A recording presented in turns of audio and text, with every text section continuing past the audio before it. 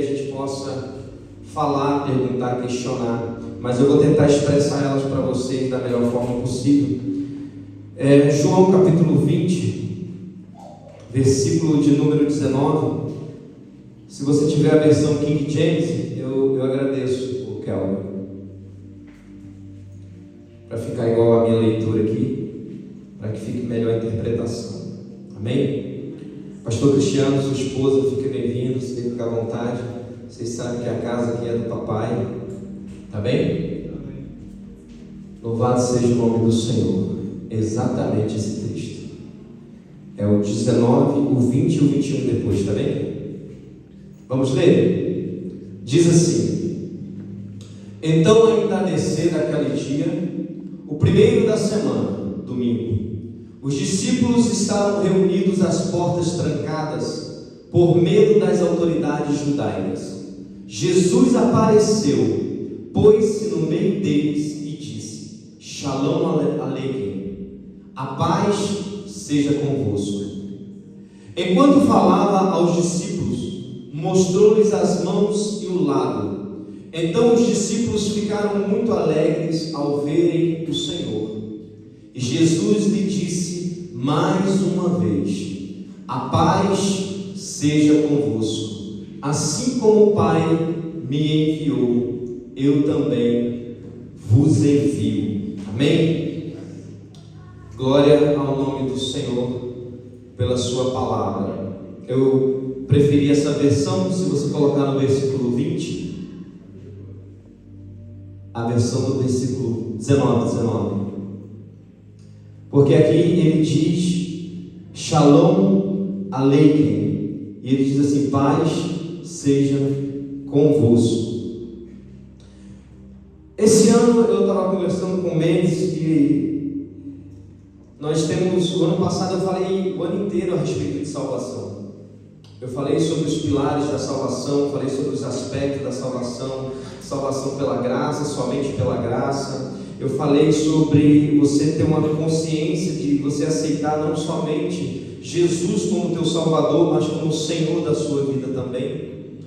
E na virada de ano, Deus me deu uma palavra falando a respeito de combater o bom combate. E logo na semana seguinte eu falei sobre cuidar da nossa alma, cuidar daquilo que é o lugar onde Deus mais se manifesta.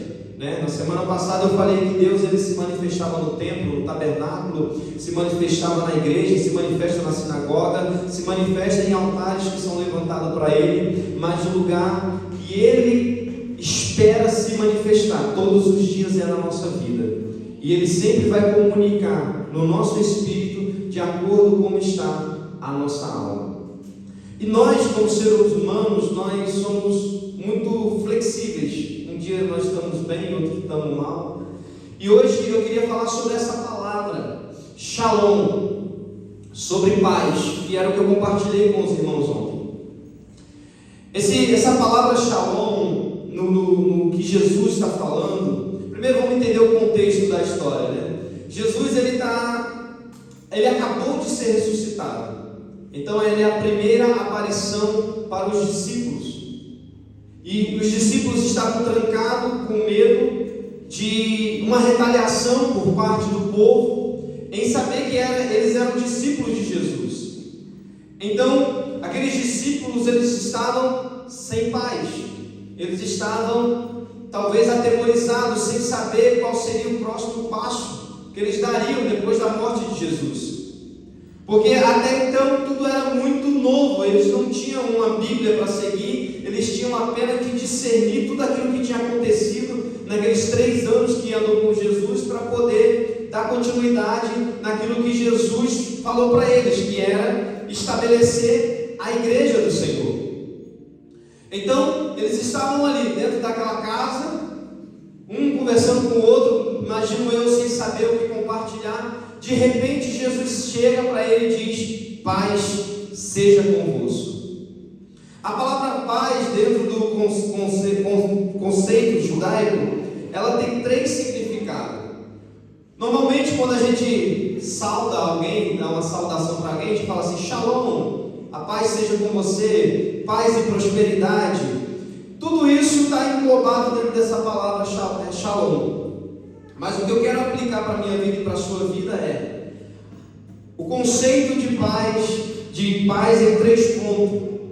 Porque se nós formos falar de paz, existe a paz social, que é o fato de você andar na rua e não ser agredido por ninguém. Existe a paz interior, que é aquela que a gente busca de estar bem consigo mesmo. Existe a paz global, onde os países não estão em guerra um com o outro. Então, se a gente ampliar, é uma palavra que vai ficar muito longa, mas eu quero aplicar somente aqueles 3 pontos, que é o que a Zenilda tem repetido dentro da sua casa.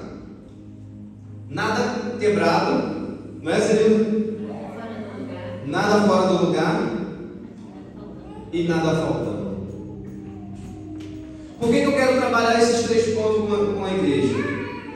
Porque uma pessoa, ela só consegue fazer algo em condições se ela estiver em paz. Ela só consegue trabalhar, escrever, ler, ela só consegue usufruir do seu tempo se ela tiver paz. Quando nós não temos paz, nós não conseguimos fazer nada. Tudo fica pesaroso. Quando nós não temos paz, fica difícil até de adorar a Deus.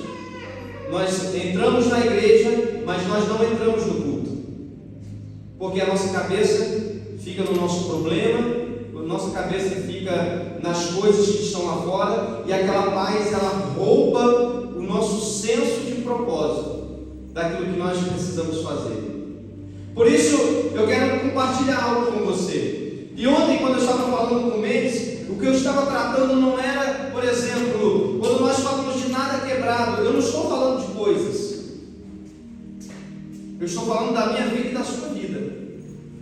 Quando nós falamos paz, dá um sentido de plenitude, ou seja, tudo tem que estar no seu lugar para que você tenha paz.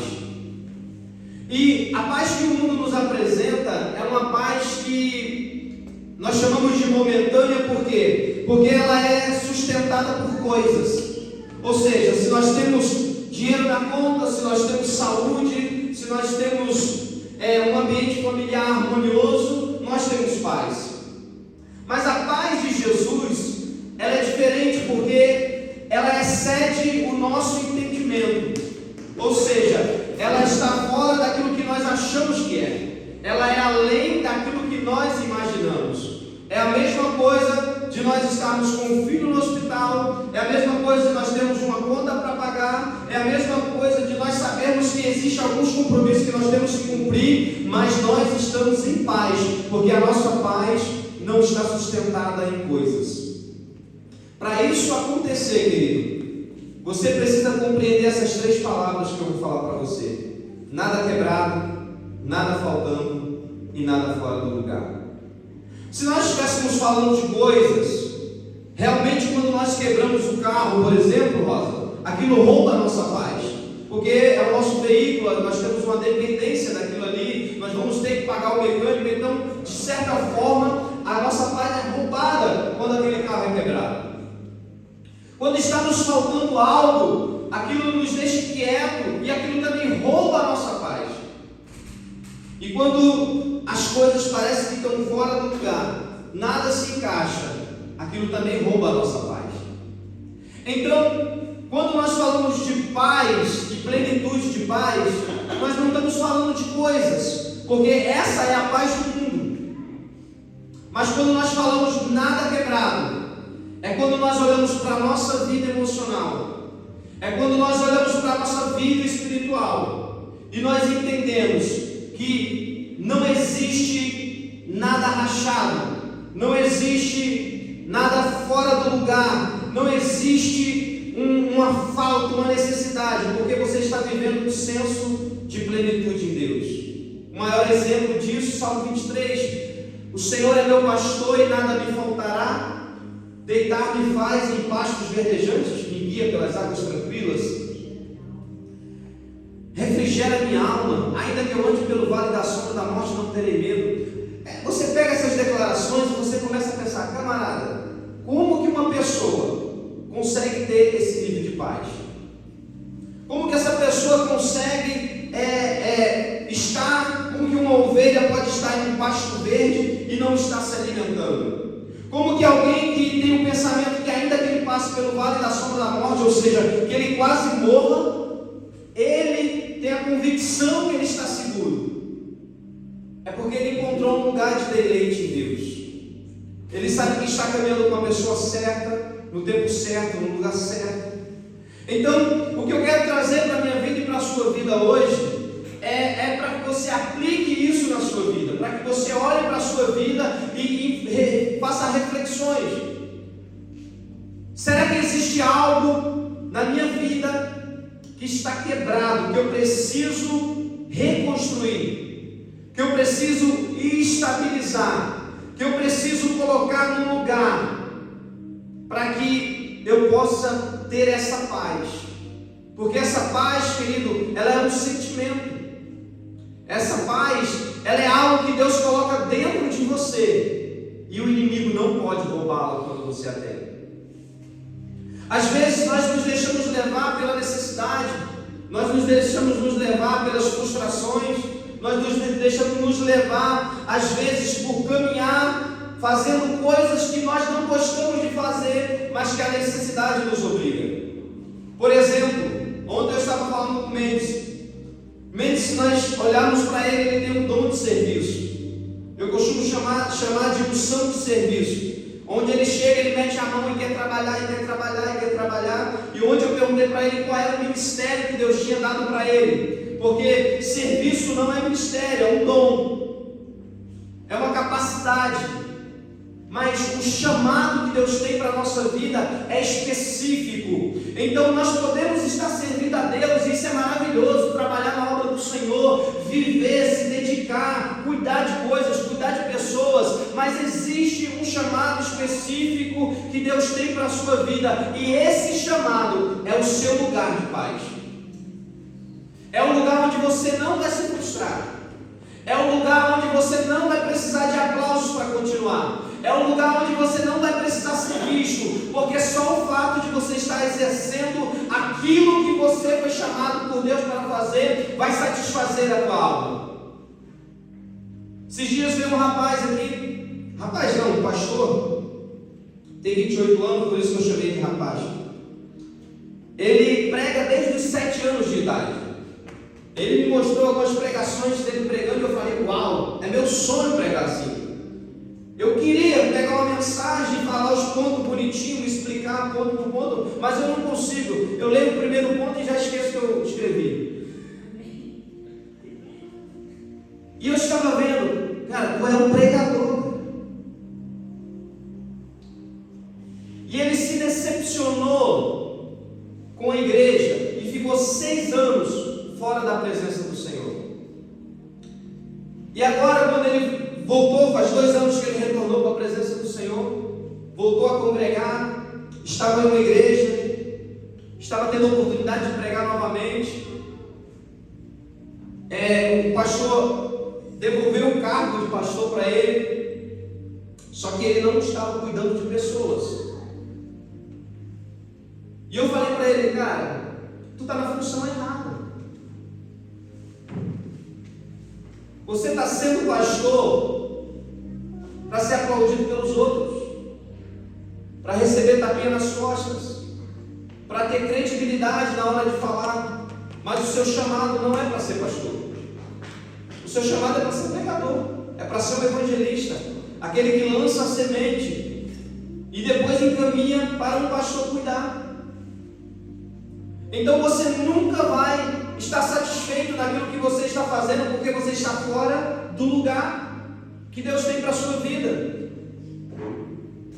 E não tem mal nenhum em ser pastor, porque ele era o braço direito do pastor, ele estava ajudando, ele estava complementando a obra, ele estava servindo. Mas a paz e a satisfação nunca ia ser plena na vida dele se ele não estiver exercendo aquilo que Deus mandou ele exercer. Eu estava orando esses dias falando, Deus, eu preciso de uma direção para esse próximo ano. Essa igreja ela vai crescer, pessoas vão chegar. Eu preciso de sabedoria para discernir o que fazer, como fazer, para que fazer, aonde eu vou fazer, como, me dá um projeto, me dá uma direção. E eu falei, Deus,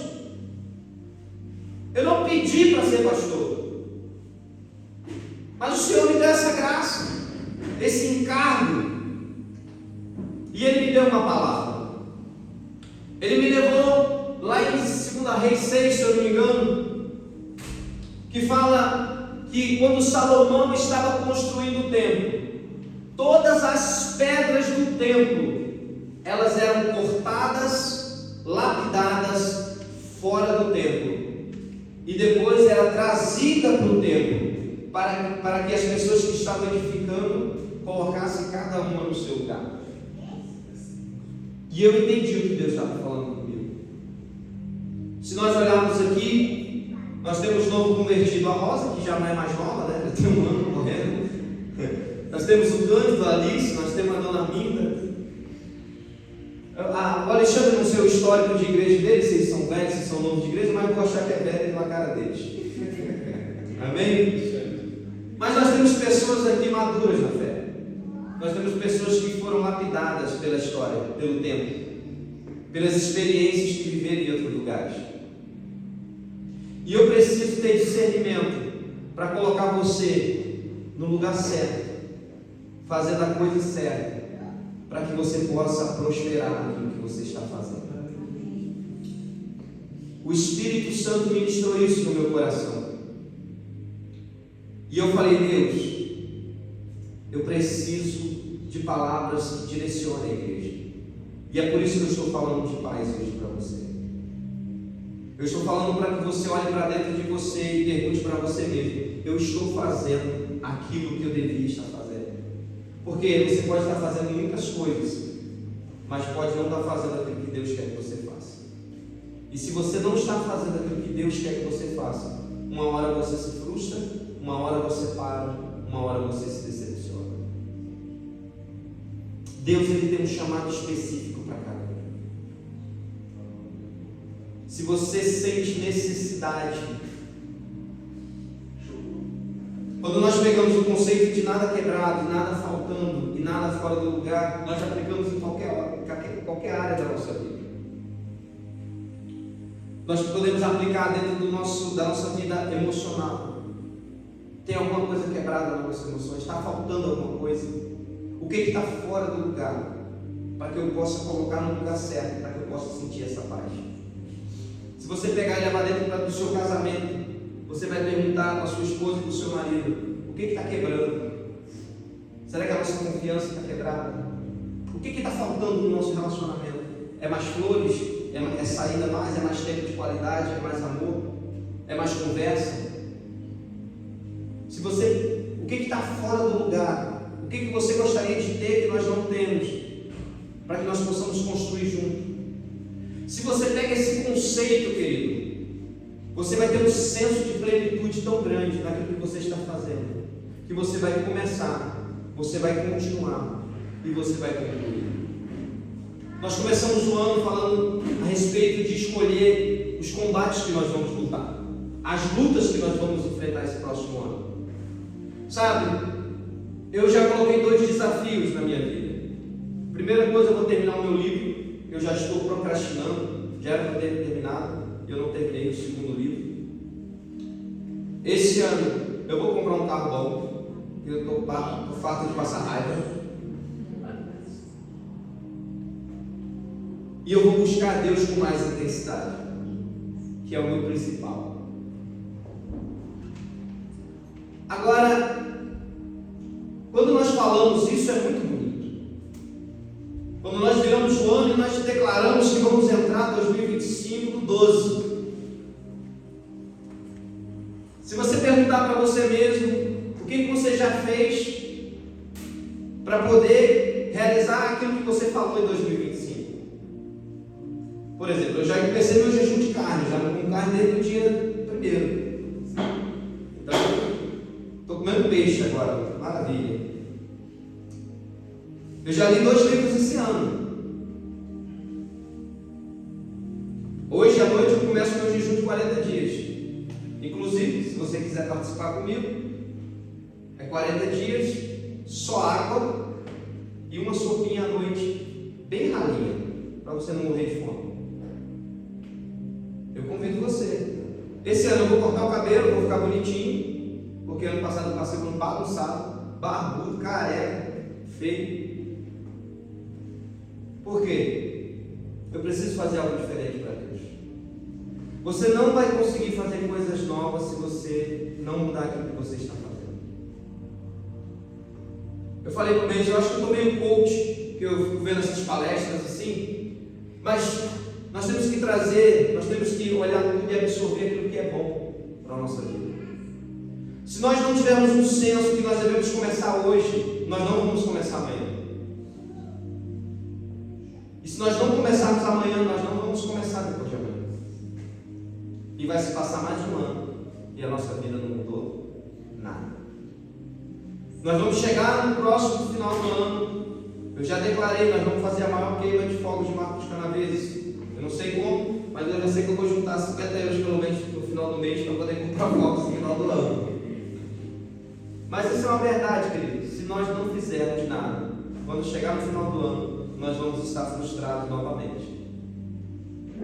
E você fala, poxa, minha vida não mudou nada. É porque você também não mudou. Você não aplicou nada de novo na sua vida. Você não se relacionou com pessoas diferentes. Você não buscou conhecimento diferente. Você não fez uma reflexão a respeito da sua vida. Você gastou a sua energia em coisas erradas. Você investiu em coisas erradas. E você acabou não concluindo o ano como você queria. Eu quero que você entenda que a paz que nós estamos buscando quando nós estamos dentro da igreja não é a paz que o mundo dá. Porque é muito superficial a paz do mundo. Se nós tropeçarmos, aquilo já rouba a nossa paz. Se faltar dinheiro, aquilo já rouba a nossa paz. Se ficamos doentes, aquilo já rouba a nossa paz. Se nosso filho fica doente, aí que nós ficamos doidos dele. Essa não é a paz que Jesus está propondo para os seus discípulos. Voltando para o texto. Jesus está dizendo, a paz esteja convosco. E acredite, Jesus sabe do que estava falando. Porque há 3 dias atrás, ele estava sendo crucificado. Ele estava sendo morto, ele estava sendo apedrejado. As pessoas estavam caluniando ele. Mas ele estava com a paz que o mundo não pode dar. E é essa paz que ele queria compartilhar com os discípulos. O interessante, naquele dia Jesus soprou sobre eles o Espírito Santo.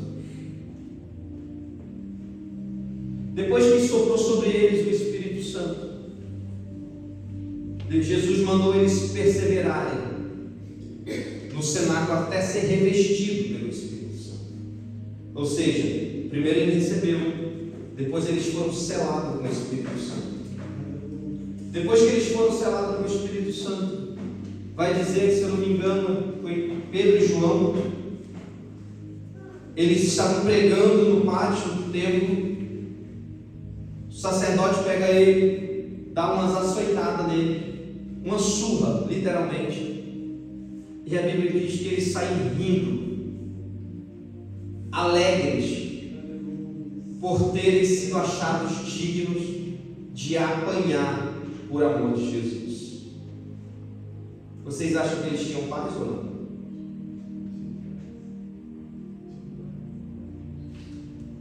Quando nós entendemos o que é paz, não vai ser um problema ou outro que vai mudar o nosso mundo. Não vai ser um problema ou outro que vai roubar a nossa fé. Não vai ser um problema ou outro que vai mudar o ambiente da nossa casa, porque nós entendemos o que é paz. Se você puder anotar, anote e leve isso para a sua vida. Nada quebrado, nada faltando e nada fora do lugar. Aplica isso dentro da sua casa. E aplica também os 3C, que é o começo, a continuidade e a conclusão daquilo que você quer que faça. A mudança que você quer que faça dentro da sua vida. O meu pastor, ele traz isso para a literalidade. E ele diz, mulher, se tem panela velha, joga fora. Lohane levou isso a sério. Já está precisando fazer de novo, porque as panelas já estão soltando os cabos e tudo. Mas tem verdade isso. Tem muita verdade nisso. O ambiente que você vive precisa não ter nada quebrado. Precisa não faltar nada. E precisa ter cada coisa no seu lugar. Você pode aplicar isso na sua vida literalmente, que você vai ser bem sucedido. A sua ótica, a sua percepção do ambiente. Deus é um Deus de ordem. Ele quer que as nossas emoções estejam no lugar. Ele quer que a nossa espiritualidade esteja ativada. Ele quer que a nossa família seja uma família organizada. Ele quer que cada coisa esteja no seu devido lugar, para que Ele possa se manifestar com poder e glória. Nesse ano, eu tenho certeza que pessoas vão ser ativadas no seu ministério, no seu chamado. Porque a obra a palavra diz, que a obra ela é grande, a seara é muito grande, mas são poucos os ceifeiros. A obra é muito grande, mas são poucos os trabalhadores. E às vezes, por ser poucos trabalhadores, a gente pega e coloca para fazer qualquer coisa. Mas não é assim. Eu não sei fazer outra coisa, só sei soltar na obra. Aí eles me botam para botar pladu, botar chão, botar ferro para cá, botar telha. O negócio não vai sair bom. A única coisa que eu garanto na obra é a solda. Não é a montagem, não é a telha, não é nada. Eu garanto aquilo que eu aprendi a fazer. E aquilo que me dá satisfação em fazer. E aquilo que eu faço consciente, que eu vou começar, vou continuar e vou concluir com excelência. Não deixa você ser levado pela necessidade. Viver fazendo aquilo que você não gosta de fazer por causa da necessidade. Se você está trabalhando por necessidade, você vai viver por necessidade. Eu sei que todo mundo tem compromisso, todo mundo tem responsabilidade, mas tudo aquilo que nós vamos fazer tem que nos empurrar para o nosso propósito, tem que nos encaminhar para aquilo que nós fomos chamados para fazer. Se você aplicar esse conceito na sua vida, nada quebrado, nada faltando e nada fora do lugar, eu tenho certeza que esse ano você vai romper e no final do ano você vai testemunhar o que Deus fez na sua vida. Aleluia. Deus, Ele precisa de passos de fé nossos. Só que passo de fé não é passo de fé inconsciente. Você precisa dar passos de fé, mas sabendo para onde você está caminhando. Não adianta dar um passo de fé sem sentido, sem objetivo, sem clareza. Nós damos passos de fé, mas eu já sei para onde eu tenho que dar o próximo passo. Eu dou mas já sei para onde eu estou caminhando. Esse ano, eu quero ser alguém que vai dizer: olha, fica aqui, vai para ali, faz assim, não faz isso, para que você tenha êxito. Nós não podemos chegar para um pé de jaca, ou de manga, ou de qualquer outra fruta, e falar para ela o seguinte: só dê 10 frutas. Nós não podemos chegar para uma árvore, para um pé de uva, e dizer: olha, eu só quero 10 uvas suas. Porque a natureza dela é dar fruto. A natureza dela é prosperar. Ela foi feita para isso. E nós fomos criados para fazer algo específico. E aquilo que nós fazemos dentro daquilo que nós fomos criados, nós vamos prosperar. Agora, se nós não estamos procurando viver aquilo que Deus tem para a nossa vida, nós vamos dar muitas voltas. Com certeza, vamos ser ludibriados pela paz que o mundo oferece e vamos nos desviar do propósito que Deus tem para a nossa vida. Amém. O que eu falei para o Mendes, eu repito: não tem mal nenhum ele trabalhar, limpar a igreja. Eu até amo quando ele limpa a igreja, bota tudo no lugar, vem aqui mais cedo, já faz tudo. Está faltando Portalegre. Mas esse não é o propósito da vida dele. Ele tem um chamado específico, ele tem que desenvolver o chamado dele. Amém? Amém. Então repete comigo. Nada quebrado, nada faltando, nada fora do lugar. Se eu perguntasse para você hoje o que tem quebrado na sua vida, sem ser o carro, que é o meu caso.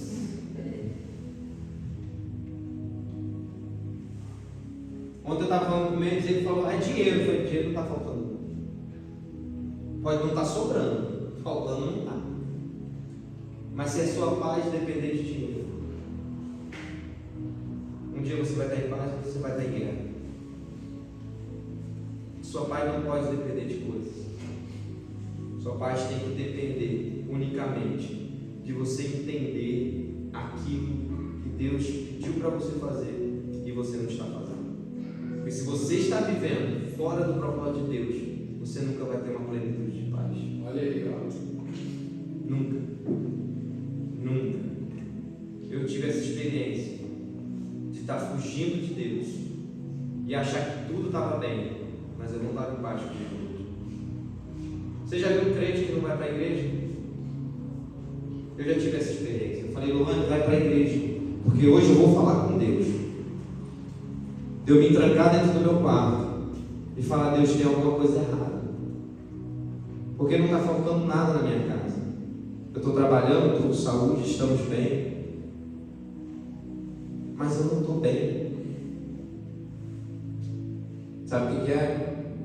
Eu estava fora do lugar. Eu estava correndo do meu chamado. Eu estava correndo do meu ministério. E quando eu falo ministério, eu não falo de ser pastor, de ser pregador, de ser cantor. Não. Às vezes você está correndo do seu chamado de mãe, de esposa. Às vezes você corre do seu chamado de ser marido. Porque Deus, Ele tem um propósito com cada um de nós.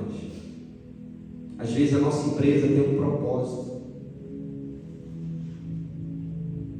A nossa vida ela tem que ser espiritual, independente daquilo que nós estamos fazendo. E aonde Deus nos coloca, normalmente, querido, normalmente, é para você ser luz do mundo e sal da terra. Amém? Se coloque de pé. Eu queria orar por você.